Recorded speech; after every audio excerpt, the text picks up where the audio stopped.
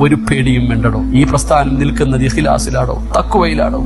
ആരൊക്കെ തകർക്കാൻ നോക്കിയാലും തകരൂല്ലടോ. നമ്മുടെ പണ്ഡിതന്മാർ, നമ്മുടെ നേതൃത്വങ്ങൾ കാണുമ്പോ കൊതി തോന്നാറുണ്ടോ. ഞാൻ വലിയ അത്ഭുതത്തോടെ ചിന്തിച്ചു, പടച്ചവനെ, മഹാനായ ജിഫ്രി തങ്ങളുടെ കയ്യിലിരുന്ന മൊബൈൽ ഞാനിങ്ങനെ നോക്കുന്നുണ്ട്. തങ്ങളുടെ കയ്യിലിരുന്ന മൊബൈല്, MD ഉസ്താദിന്റെ കയ്യിൽ, അല്ലാഹുവേ, ഇന്നത്തെ കുഞ്ഞുങ്ങളുടെ കയ്യിൽ പോലും ഇല്ലാത്ത ഫോൺ, ഇന്നത്തെ കുട്ടികളുടെ കയ്യിൽ പോലും അങ്ങനെ ഒരു ഫോൺ, നോക്കിയടെയാണെന്ന് തോന്നുന്നു, ഒരു ചെറിയ ഫോൺ. നമ്മുടെ നേതൃത്വങ്ങൾ അതാണോ? ഇവരെയൊക്കെയാണ് നമ്മൾ കണ്ടുപിടിക്കുന്നത്. ഈ നേതൃത്വത്തിന്റെ പുറകിലാണ് നമ്മൾ നടക്കണേ. ഈ കയ്യിലാണ്. ഇവർക്കൊന്നും ദുനിയാവ് വേണ്ടടോ, അധികാരം വേണ്ട, പണം വേണ്ട, ഒന്നും വേണ്ട. അവർക്കൊന്നും ഒരു വാക്ക് മൂളിയാൽ അവർക്ക് എന്തും ഐഫോൺ വേണോ, കാറ് വേണോ, എന്തും വാങ്ങിക്കൊടുക്കാൻ ആയിരങ്ങളുണ്ടോ. ഒന്നും അവര് വേണ്ട. ഈ പ്രസ്ഥാനം നിൽക്കുന്നത് ഇഖ്ലാസിലാണോ, തഖ്വയിലാണോ?